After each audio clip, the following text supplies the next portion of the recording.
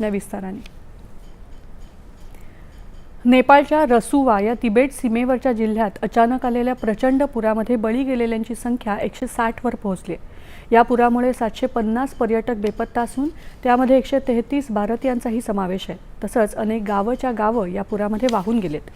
नेपाळमधल्या भोटेकोशी नदीचं पाणी काल सकाळी 9च्या सुमारास अचानक वाढल्यामुळे तिमुरे आणि स्याफ रुबेसी या परिसरात मोठं नुकसान झालं। इथली वाहनं, घरं आणि सामान पूर्णपणे वाहून गेलेत।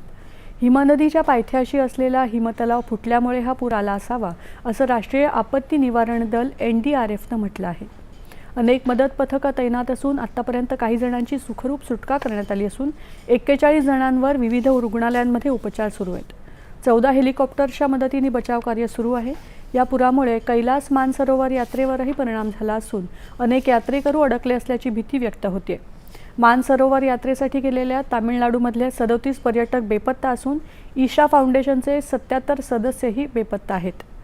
या ढगफुटीमुळे चीनच्या ताब्यातल्या तिबेटमध्येही सीमेलगत झालेल्या भूस्खलनामुळे 3घांचा मृत्यू झाला असून 265 पेक्षा अधिक जण बेपत्ता आहेत।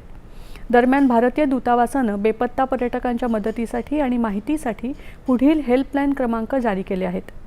977-985-131-6807 आणि 977-970-910-7500 ज्या लोकांचे कुटुंबीय नेपाळमध्ये असतील त्यांनी या क्रमांकांवर संपर्क साधावा असं आवाहन करण्यात आलं आहे। पंतप्रधान नरेंद्र मोदी यांनी नेपाळचे पंतप्रधान बालेन शाह यांच्याशी दूरध्वनीवरून चर्चा केली। या संकटात भारत नेपाळसोबत खंबीरपणे उभा असून भारताकडून मानवतेच्या दृष्टीने सर्वतोपरी मदत केली जाईल असं आश्वासन पंतप्रधानांनी दिलं। या पुरात मृत्युमुखी पडलेल्यांप्रती पंतप्रधानांनी शोक व्यक्त केला आहे।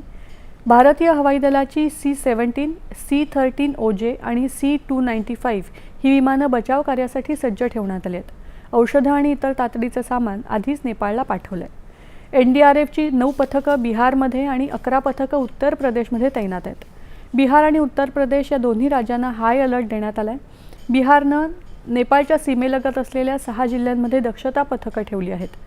नेपाळमधून येणाऱ्या पाण्याच्या प्रवाहामुळे बिहारच्या गंडक नदीच्या पाण्याची पातळी वाढण्याची शक्यता आहे। त्यामुळे गंडक नदीच्या खोऱ्याकडेही बारकाईनं लक्ष ठेवलं जात आहे। दरम्यान नेपाळमधले भारतीय राजदूत नवीन श्रीवास्तव यांनी काल 10 टन एवढी मानवी आणि औषध स्वरूपातली मदत नेपाळ सरकारच्या ताब्यात दिली। यामुळे पुरात अडकलेल्यांना सहाय्य करण्यासाठी मदत होणार आहे।